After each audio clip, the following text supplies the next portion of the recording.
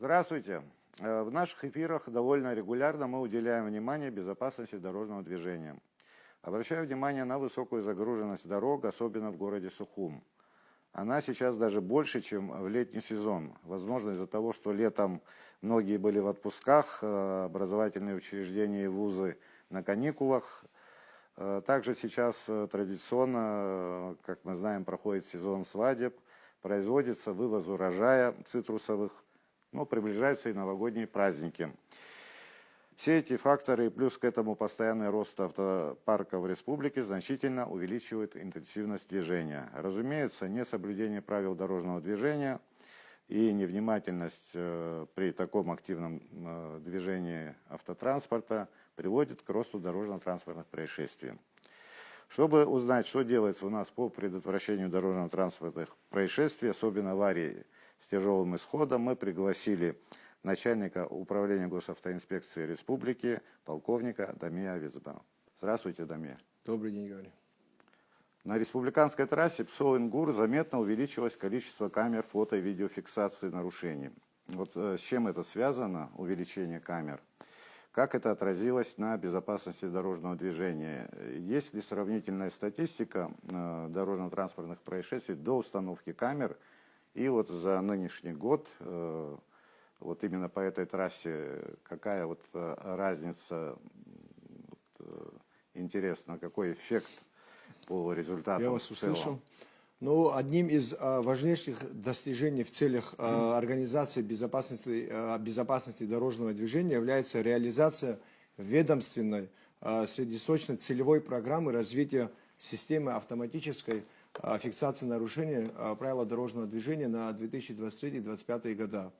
Как вам известно, на тот момент руководством страны было принято о реализации такой программы, потому что мировая практика показала, там, где были установлены камеры видеофотофиксации, статистика по дорожно-транспортным происшествиям снизилась в разы. Я считаю и я уверен, что данное решение было правильным, потому что были на тот момент уже сложности при составлении административного протокола по нарушениям скоростного режима, пересечения сплошной линии. Людям надо было показать фото и видеофиксацию. Такой возможности на тот момент не было. За это в этом направлении для нас это большая помощь. Вы правильно отметили, что на нашей республиканской трассе количество камер в разы увеличилось.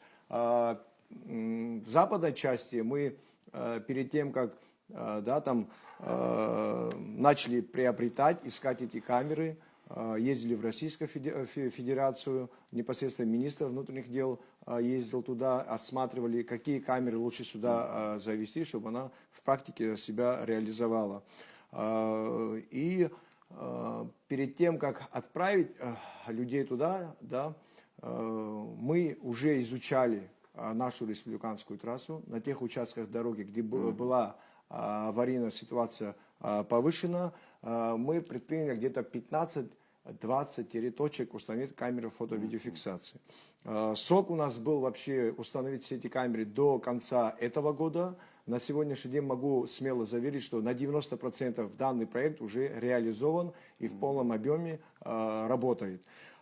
После установки в западной части, хочу почему подчеркнуть, потому что мы оттуда начали ставить, потому что в Гагрском районе, в Гудаутском районе, в основном, где происходили дорожно-транспортные происшествия, где наши люди погибали. После того, как мы установили 20 камер, мы заметили такую динамику, что от точки первой до точки второй, где установлена камера, в промежутке наши водители начали грубо нарушать.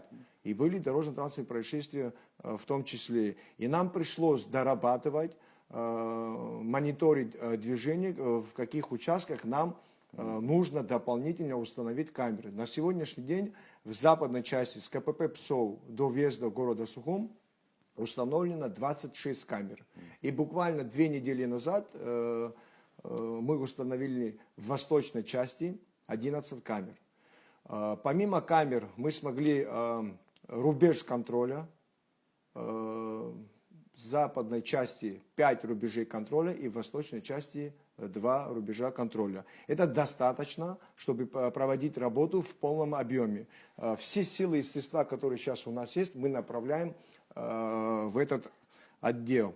Потому что сама камера фиксирует любые машины, фиксирует любые номера. Нету такого понятия, что не фиксирует какие-то определенные или красивые номера. Есть, да, спецмашины, это такие как скорая помощь, транспортные средства, относящиеся к Министерству чрезвычайных ситуаций и так далее. Я думаю, что в этом направлении мы проводим правильную работу. Мы понимали, что после установки этих камер там, за месяц что снимется эта проблема. Нет, это поэтапно, это, во-первых, кропотливая работа, очень сложная работа. Помимо того, что их завести, установить, их надо обслуживать. Постоянно у нас проблема появляется с сетью, там база зависает. Это в практике мы узнавали, это такое практикуется, но максимально, насколько это возможно, отдел, который обеспечивает данную систему, они выезжают и устраняют эти нарушения. Если говорить за 11 месяцев 2025 года, хочу подчеркнуть, именно 20 марта мы установили полноценно эти камеры, то с этого момента на основании материалов фото- и видеофиксации нарушения было вынесено 117 736 постановлений. Это огроменное число. И вручено было, то есть остановили на этих стационарных постах, где рубежи контроля, 92 626. И оплачено было 69 199 тысяч постановлений на сумму 49 миллионов 73 тысячи. Сказать, что сотрудники госавтоинспекции не выявляют и не наказывают наших водителей, то это неправильно. Эта сумма очень большая. Человек, который будет оплачивать один раз, два раза, до него должно дойти, что любое его нарушение в республиканской трассе будет зафиксировано рано или поздно. Это постановление ему вручат на каком-то из этих постов. Ну, это, конечно, воздействует на водителя. Раз-два заплатить, и деньги все считают. Это работает. А вот у вас как-то вы заявляли, что была такая проблема, что многие снимали номера, чтобы уйти от штрафов, или поддельные номера ставили. Как сегодня с этим? Да, у нас было совещание в начале августа. Задача была поставлена министром внутренних дел на нашем совещании. Заметно было, что по республиканской трассе, также и в городах, очень много автотранспорта, которые ездят без госномерных знаков. Это связано было, во-первых, есть такая процедура, когда машина вновь ввозится на территорию Республики Абхазия, на КПП ПСОВ проходит растаможку, и он имеет 5 рабочих дней доехать до дому и доехать до госавтоинспекции, поставить на учет. Но это их не так много, я думаю, тоже. А все остальные это те люди, которые хотели избежать или хотят до сих пор избежать фиксации этих камер.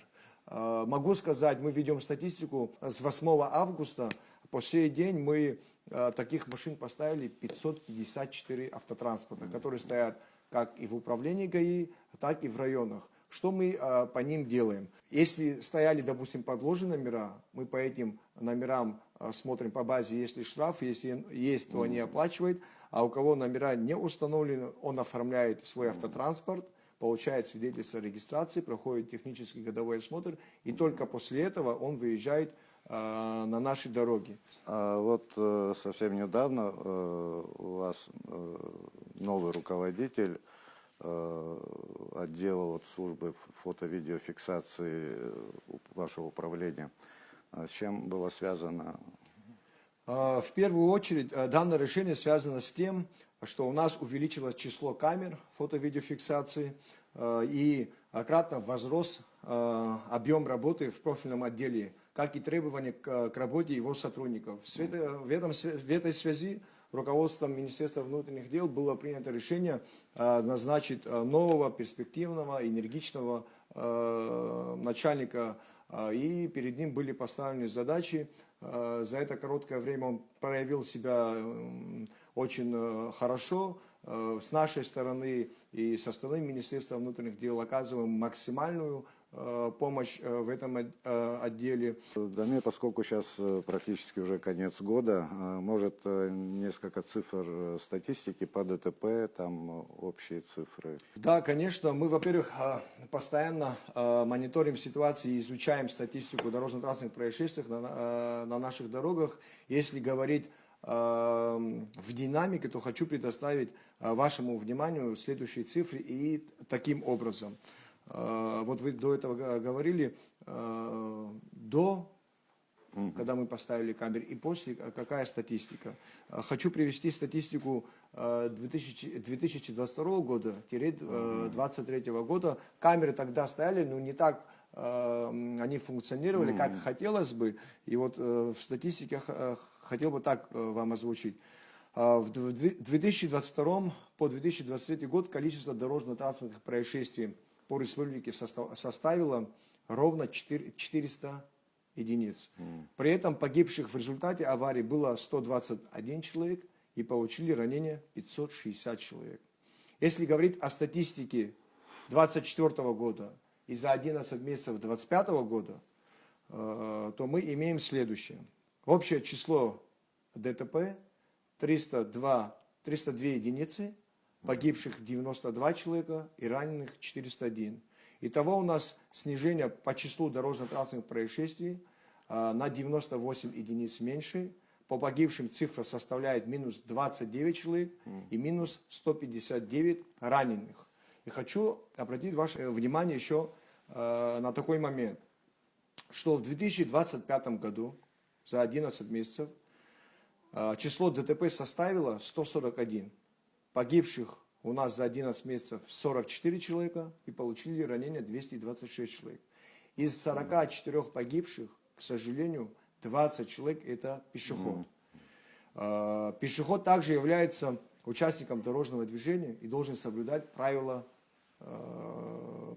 перехода в положенном месте, в пешеходном переходе. Как в ночное время, так и в дневное время наши пешеходы, к сожалению, нарушают. Вот из 20 погибших 15 это те люди, которые именно нарушили, а 5 те, которые стояли у остановки или у магазина и произошло дорожно-транспортное происшествие. И для этого хочется сказать, что не всегда виновники становятся водители, которые управляют транспортом. Также и получается, что и наши пешеходы. В практике вы, наверное, сами замечаете, вы же водитель, Гарри, и вот возьмем, допустим, район вокзала. Я в течение дня, наверное, 3-4 раза там проезжаю и замечаю, когда наши граждане переходят не в положенном месте. Когда есть возможность, я никуда не спешу, я останавливаюсь и начинаю вести беседу с этим человеком. И говорить, почему вы, допустим, нарушаете в этом месте. Ответ единый у всех. Они все куда-то спешат, у них дела. Наша жизнь тебе важнее, чем нам. Как с такими людьми разговаривать? Я хочу такую вещь еще сказать. Если мы понимаем, что сотрудники ГАИ, это их прямая обязанность, это наша прямая работа, мы от нее не отказываемся. Но то количество сотрудников, которое есть, и то количество транспорта, которое есть по республиканской трассе, что и в городе Сухум, очень сложно повлиять на всех водителей одновременно там, где они нарушают. Как бы я этого не хотел, как бы не хотели бы мои сотрудники. Во-первых, наверное, и сотруднику ГАИ надо быть большим психологом, потому что в течение дня ты сталкиваешься с разными водителями. Кто-то, не знаю, там, на эмоциях, кто-то и бывает, когда и в драку лезут, когда ты объясняешь ему, что вот нарушать нельзя, допустим, ты ему показываешь на видеорегистраторе, или, допустим, элементарно возьмем на стационарном посту, то есть камеры, которые стоят, он фиксирует, где и когда человек нарушил. Вот ты ему показываешь, он даже с этим не хочет быть согласен. Понимаете, ситуацию не только мы должны исправить, сотрудники ГАИ, и эту ситуацию, во-первых, мы сами создали, сами водители. И говорить, что только ГАИ должно исправить, я считаю, что это неверно. Немало произошло в нашей жизни. Я думаю, нет такого человека, в семье кого это не коснулось бы, как минимум там двоюродные или троюродные родственники. Ну, как-то это надо остановить.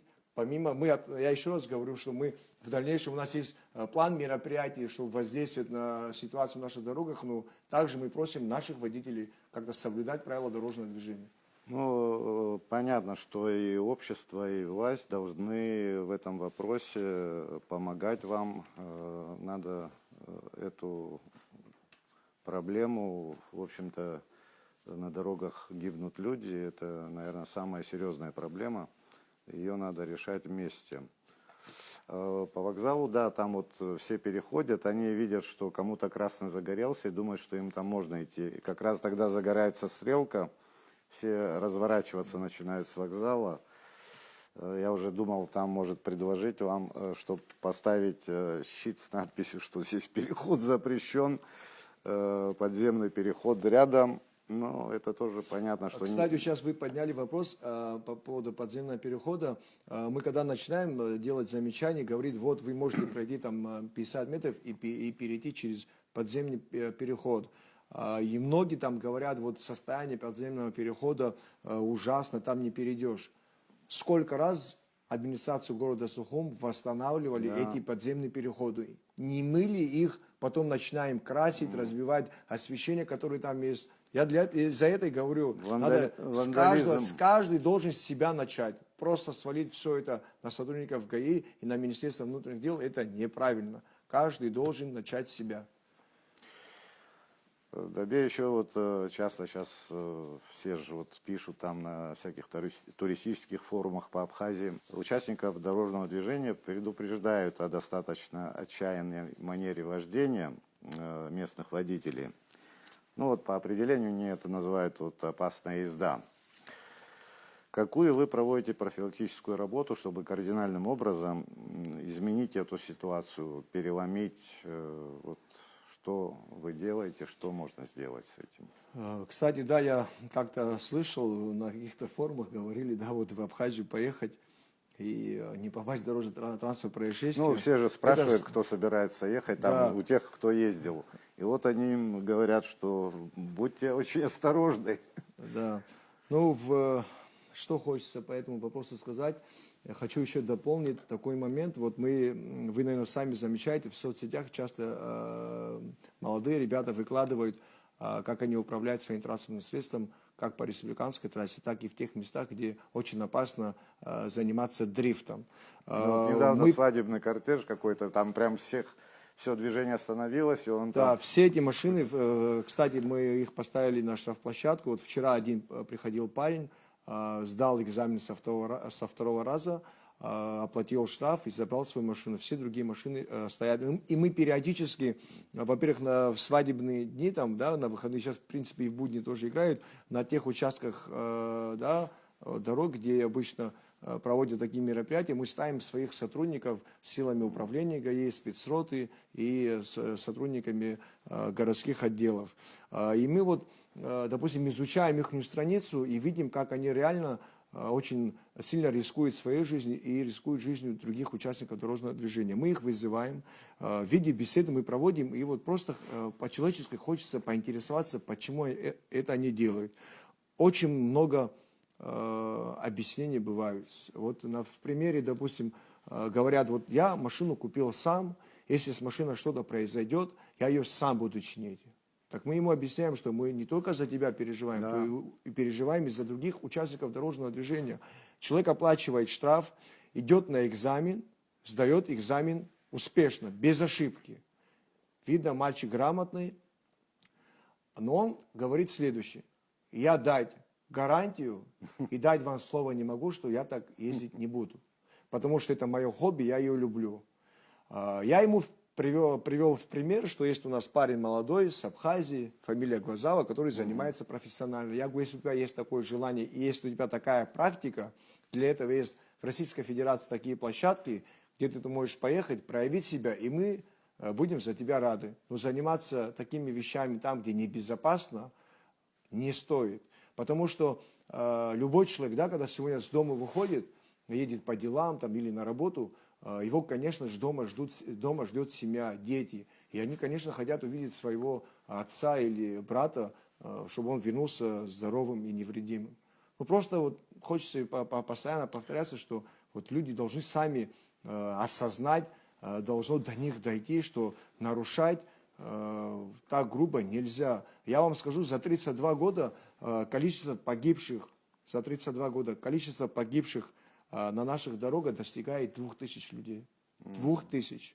А во время войны погибло примерно. 1800 человек. Да, Но те примерно. люди, кстати, я об этом уже говорил, те люди знали, за что погибали. Это те люди, которые держали оружие и погибли. А мы сейчас вот сами просто себя убиваем. Не зря в войнах, когда водитель начинает там немножечко там хулиганить, военнослужащие ему говорят, лучше погибнуть в бою, чем в ДТП.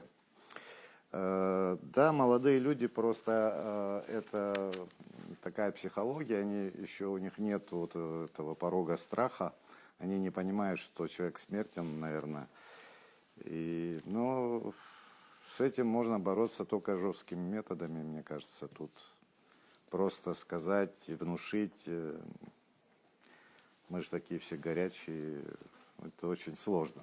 Надо проявлять, наверное, жесткость, я так думаю. Как больше с этим можно справиться? Опять-таки вот в соцсетях у нас все же сейчас обсуждения, все происходят там. Ну, это не ново, это всегда было. Рассуждают на тему неотвратимости наказания. Утверждают, что не все у нас несут равную ответственность перед законом. Некоторым категориям удается избежать наказания. Такие утверждения слышны на протяжении всего периода нашей новейшей истории, наверное. Считается, что люди, имеющие высокое положение, там, работающие в силовых и правоохранительных структурах, а также состоятельные нарушители, которые, как правило, ездят на мощных и быстрых автомобилях, уходят от наказания. Вот что можно сделать? Ну, действительно же, эта проблема имеет место быть. Как вот вы с ними работаете? Как можно... Ну, как я ранее говорил, камеры, которые установлены на нашей республиканской трассе, они фиксируют любую машину и с любыми номерами. Касаемо тех людей, которые имеют возможность, допустим, нарушают и не оплачивают. Я думаю, мы дойдем до того, что человек, который будет оплачивать штраф, если он часто нарушает, он рано или поздно должен осознать как минимум. Хочу вам привести еще такой пример. У нас есть такая возможность с базы данных вытащить грубых нарушителей. Вот буквально 10 дней назад. Которые неоднократно. Да, неоднократно. Я могу сейчас цифры вам сказать. Мы вытащили таких водителей в количестве 74 водителя. Если сложить все их штрафы, получается 9 миллионов 200 тысяч. Один из них, который занимает первое место, штраф имеет на сумму 571 тысяч. Этот человек, я считаю, потенциальный убийца, который просто выезжает на республиканскую трассу, сходит с ума. Что мы по ним сделали? Мы изъяли транспортное средство, поставили на штрафплощадку, изъяли водительское удостоверение. Человек 3 раза приходил в ГАИ и не может сдать экзамен. И таких не 1 и не 10. В этом направлении, почему я говорю, что камеры увеличились, объем работы очень большой. И мы вот реально иногда не успеваем отрабатывать всех этих водителей. Но мы максимально стараемся. И часто, кстати, говорят, вот среди нарушителей, злостных нарушителей есть сотрудники различных ведомств. На данный момент, во-первых, любой, не только сотрудник милиции, но любой сотрудник других ведомств должен быть помощью для нас, а не поднимать статистику на наших дорогах. По ним мы что делаем? Есть контакт с руководителями этих служб. Мы максимально стараемся с базы вытаскивать все их штрафы, рапортом отправлять, и по ним уже проводится работа, потом они нам присылают письма, что по ним сделано. В этом направлении мы будем наращивать свою работу. Хотелось бы еще сказать такую вещь, вот в планах сделать так, чтобы нам было в помощь. Что имеется в виду? В Москве есть центр, называется ЦОДД, Центр организации дорожного движения при правительстве города Москвы. В 2005 году на ЦОДД была возложена функция по содержанию, эксплуатации, ремонту и установке технических средств организации дорожного движения. Там идет и дорожные знаки, ограждения, разметки, светофоры. Центр также отвечает за фиксацию нарушений с помощью камер и анализ данных о движении и аварийности в Москве. Руководитель данного центра и ряд его сотрудников были у нас в Абхазии, и наши коллеги, и Министерство внутренних дел, и министр внутренних дел, и куратор генерал Чкадова непосредственно ездили в Москву, увидеть это в практике, как это у них работает. В Москве нет возможности нарушить, и чтобы ты не был не зафиксирован. Им намного легче работать. Почему? Потому что любое транспортное средство, когда ты ставишь ГИБДД на учет, данные машины уходят в госуслугу. И ты, когда ездишь в любом регионе Российской Федерации, любое твое нарушение приходит тебе на мессенджер, на госуслугу, что ты в таком-то месте нарушил правила дорожного движения. Хочешь ты, не хочешь, ты этот штраф будешь оплачивать.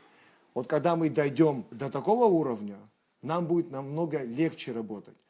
Что сделано на сегодняшний день в этом направлении? Еще раз повторюсь, министр внутренних дел неоднократно ездил в этот центр.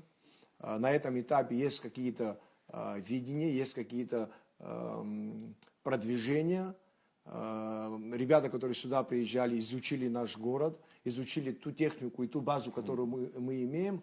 Не хочу вперед забегать, но я думаю, в 2026 году у нас будет такая возможность. И в Абхазии, в городе Сухум создадут безопасный город. Это не только фиксация скоростного режима, это истопление на светофоре, проезд на красный свет. Даже по криминальной милиции, да, там у них, кстати, в день выезжают до 2000 машин по всей Москве. Данные машины, на данных машинах установлены камеры, я не знаю, он во все стороны фиксирует. Касаемо, вот мы поднимали вопрос, в прошлый раз, когда был на передаче, касаемо парковок. Вот физически реально успеть в городе Сухом всех наказать за такое нарушение, ну, невозможно никак. Количество сотрудников ГАИ, которые заступают на сутки, достигает 7-8 человек. А у вас вроде экипажи от машин, когда выезжаете, вроде больше. Ну, это когда управление ГАИ в помощь спецсода заезжает, мы вот на выходные стараемся городу помочь. Вот когда мы сможем достичь этого уровня, и такие спецмашины будут у нас, и мы будем запускать по городу, и машина будет фиксировать данного нарушителя, да, как его машина стоит на зебре или перекрывает перекресток, и это нарушение будет приходить на рубеж контроля, который у нас установлен на каждом посту. Вот как мы останавливаем нарушителей за то, что он превысил скорость, также мы можем там предъявить за неправильную парковку, из-за которых у нас образуется пробка. Сказать, что количество транспорта у нас маленькое, это неправильно.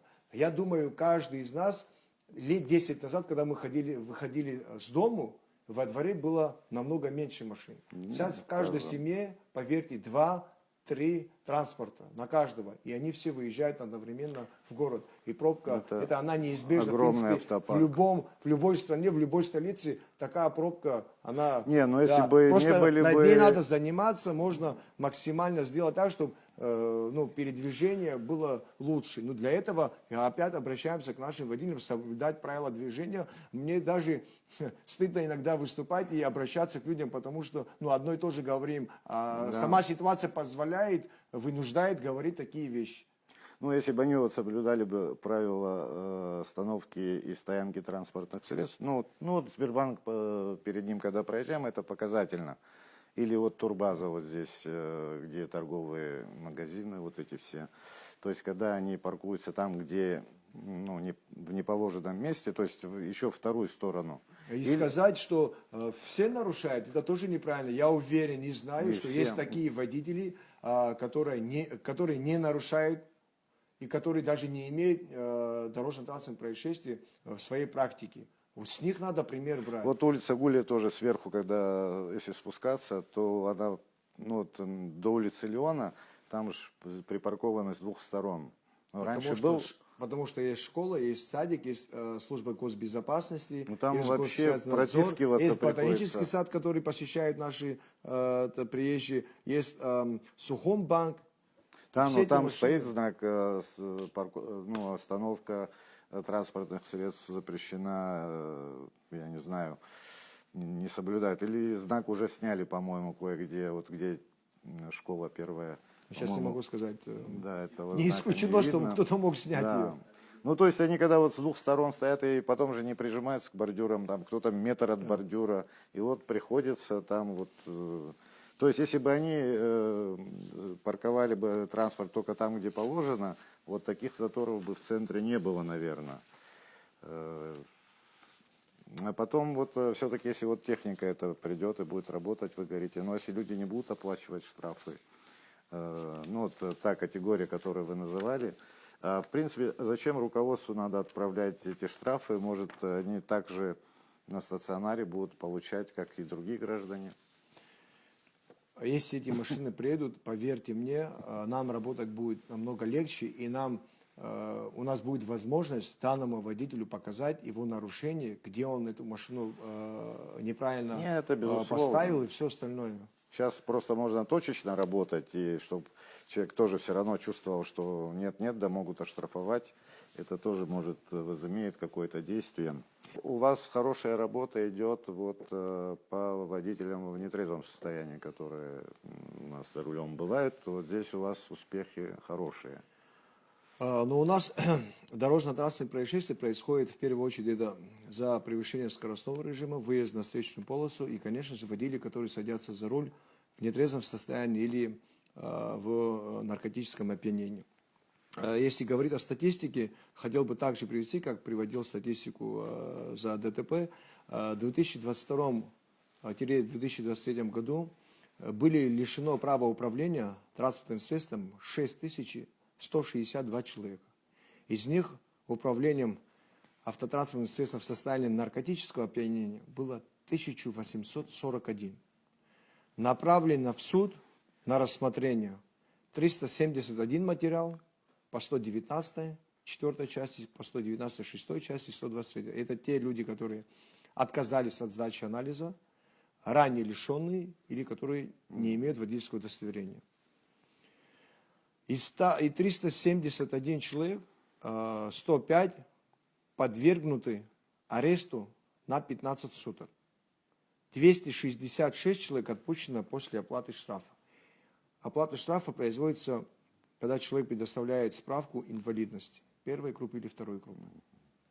Если брать статистику 2024 года-2025 года за 11 месяцев, лишено права управления транспортным средством 4441 человек.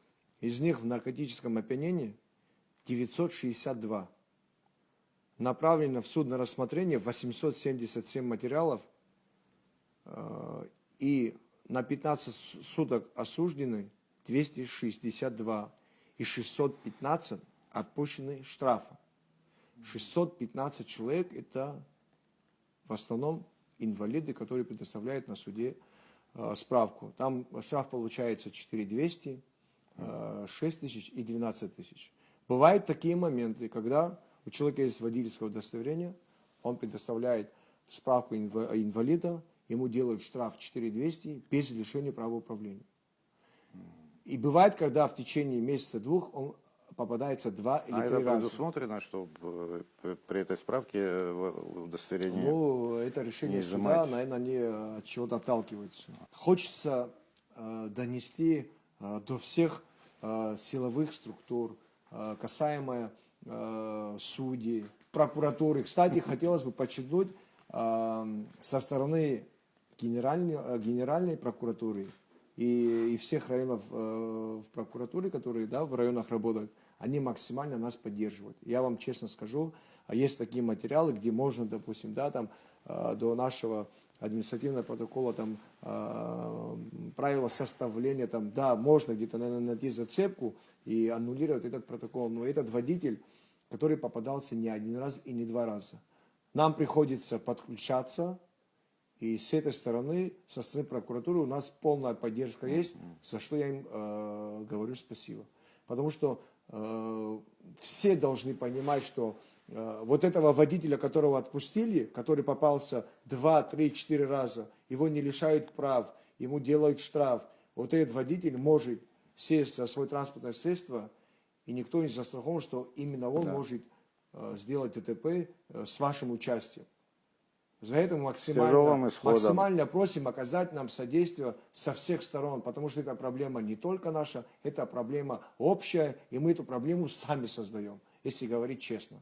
Ну, так же бывает, раз пожалели, 2, 3, 5, а потом Я согласен, это заканчивается пожалеть можно гибелью. инвалида, да, он тоже детей воспитывает, а тех не жалко, которых он может угробить. А что, таких моментов не было? Сплошь и рядом такие моменты. От вашего ведомства есть предложение законодателям по внесению изменений в Кодекс об административных правонарушениях или правил дорожного движения? В принципе, в Министерстве внутренних дел и в управлении ГАИ всегда что-то надо обновлять. А вот те водители, которые садятся за руль в нетрезвом состоянии, да, там в 2024 году было принято решение, сделали лишение на 6 месяцев и штраф 30 тысяч рублей. И еще что хотел сказать по количеству ДТП. Вы, наверное, заметили, да, сколько машин у нас ездит с правым рулем. Да. И мы над этим вопросом работали и думали, как его правильно преподнести через законопроект. По инициативе министра внутренних дел мы подвели в управлении ГАИ статистику с 2021 года по 2025 год, какое количество ввезенных в Абхазию, какое количество ДТП виновные именно с правым рулем. И было отправлено письмо премьер-министру Республики Абхазия вот сейчас, вот 11 ноября.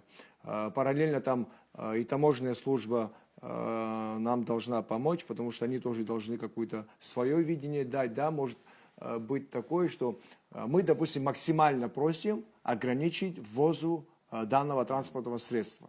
Потому что наши дороги не позволяют на праворульных машинах ездить полноценно так, как надо, потому что ты, когда начинаешь выходить на обгон, тебе приходится полмашины выходить на встречную полосу, и тебе неудобно. Цена дешевле этого автотранспорта в ущерб безопасности. Да, и я думаю, к чему-то в любом случае придут, или поднимут, допустим, стоимость растаможки именно праворуких машин, и могут рассмотреть вопрос ввозимые машины, допустим, чтобы не были 5-10 лет не старее. То есть старые машины праворуки, которые доступны там за 200 тысяч купить, такие машины, чтобы не ввозились сюда. Ну, дать как-то определенное время, допустим, с такого-то периода будет запрет стоять на такие машины, это будет, или будет растаможка там в 5 раз больше. И вот, ну, как-то так надо в любом случае поработать. Если не остановить этот поток автотранспорта, который ввозится в Абхазию, у нас ситуация не ухудшится, не улучшится, а ухудшится в любом случае. Ну, такого возраста машины десятилетки, ну, вот с правым рулем или с левым, да, вот там разница, наверное, в цене сколько может быть, 100 тысяч? Ну, может, вот, да, 100 200 вот эти 100 тысяч, да. тысяч это в ущерб вот, опасности, безопасности. Просто их привозить намного легче. В целом, вот все самые болевые точки проговорили, прошлись по ним. Понятное дело, что в один год все эти вот беды наши решиться не могут, но постоянная работа в этом направлении, результаты тоже не заставят себя долго ждать. Будем надеяться, что они у нас будут. Пользуясь случаем, хотелось бы, конечно, обратиться еще раз к нашим гражданам, к нашим водителям, с большой просто как гражданин Абхазии, не как начальник управления, и как гражданин Абхазии, человек, который сам управляет транспортным средством, управляют мои близкие, да, и ваши близкие друзья, соблюдать максимально правила дорожного движения. И есть, да, такие незначительные нарушения, но когда люди садятся за руль и начинают превышать скорость в разы, пересекать сплошную линию, поверьте, мы говорим, Боженька хранит нас, да, но когда это происходит постоянно, это рано или поздно ты попадешь в беду. А жизнь одна, ее надо ценить просто. Согласен с вами. Этот нарушитель думает, что он один нарушает, но в этот момент, может быть, еще кто-то нарушает, и это еще усугубляет ситуацию. Спасибо, Дамир, вам за это интервью. Ждем всегда Спасибо вам. вас. Пиздец. Пиздец.